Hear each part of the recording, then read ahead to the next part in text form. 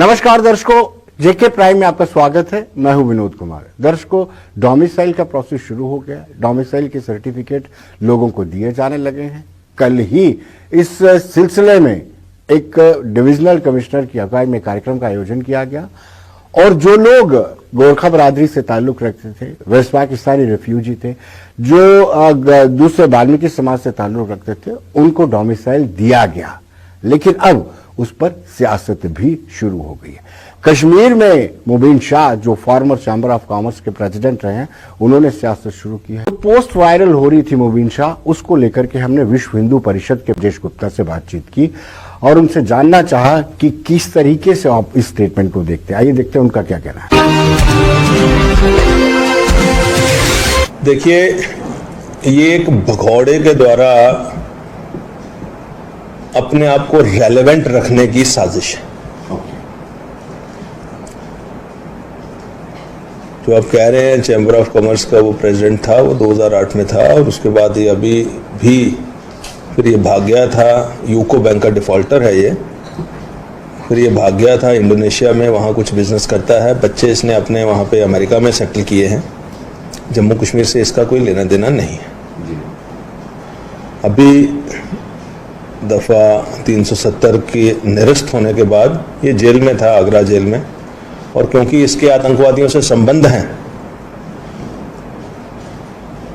इस करके ये आतंकवाद की सपोर्ट करने वाली बातें हमेशा करता रहता है।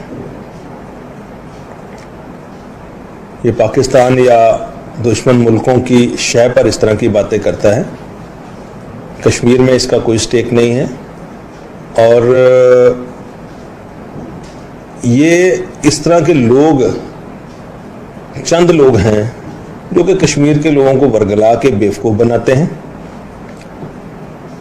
और कश्मीर में भी कुछ लोग ऐसे हैं जो इस तरह के लोगों की बातों में आ जाते हैं और उनको ये फ़र्क समझ नहीं आता कि उनके बच्चों के हाथों में कौन सी गन होनी चाहिए।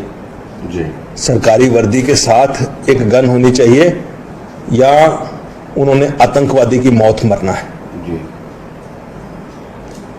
ये अपनी रेलेवेंस बनाने के लिए इस तरह की बातें करते हैं। मुझे ऐसे लगता है कि कश्मीर का जो समाज है उसको ना तो किसी डोमिसाइल रूल से प्रॉब्लम है, ना ही किसी ऐसे कानून से प्रॉब्लम है, ना धारा 370 के निरस्त होने से प्रॉब्लम है। वो इस पे खुश होगा। दर्शकों, हमने ये भी जानना चाहा राजेश गुप्ता से कि जो कश्मीरियों की आवाजें उठ रही हैं, आप किस तरीके से तर्कसंगत तरीके से इसको जुटला सकते हैं। आइए देखते हैं उनका क्या कहना है। आप जो व्यक्ति कश्मीर से लद्दाख का पश्मीना ला करके उस पर मेहनत करके एक अच्छा सा शाल बना करके कलकत्ता की गलियों में फेरी लगा के बेचता है, क्या आप ये चाहते हैं कि ऐसे लोगों के कहने पर वो अपना शॉल कलकत्ता में बेचना बंद कर दे और वो कन्फाइन हो जाए श्रीनगर के कुछ बाजारों में ही? मैं पूछना चाहता हूं उन सभी टूरिज्म स्टेक होल्डर्स से जो पैन इंडिया हर स्टेट से चाहते हैं कि वहां पे टूरिस्ट आए, क्या अगर उनके मन में इस तरह की दुर्भावना है जैसी कि मुबीन शाह और इस तरह के लोगों की तरह बताई जा रही है, तो फिर ये इतना टूरिस्ट उनको क्यों चाहिए? मुबीन शाह और इस तरह के जो आतंकवाद प्रस्त लोग हैं उनको भी मैं पूछना चाहता हूं, जम्मू कश्मीर का बजट 1947 से लेकर के आज तक 2/3 भारत के टैक्स पेयर्स से के पैसे से आ रहा है। वो पैसा लेने में आपको गुरेज नहीं था। अगर वो भारत का टैक्स पेयर आज वहां आगे सेटल होना चाहता है तो उसमें तकलीफ क्या है?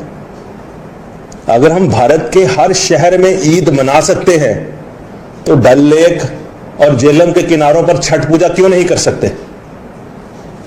आप मुझे जवाब दीजिए इस बात का। क्या कश्मीर का जो एप्पल ग्रोअर है, अगर वो इसकी बातें मान रहा है तो क्या वो अपने एप्पल को फिर ये सोपोर में ही सारा कन्फाइन करके रखेगा?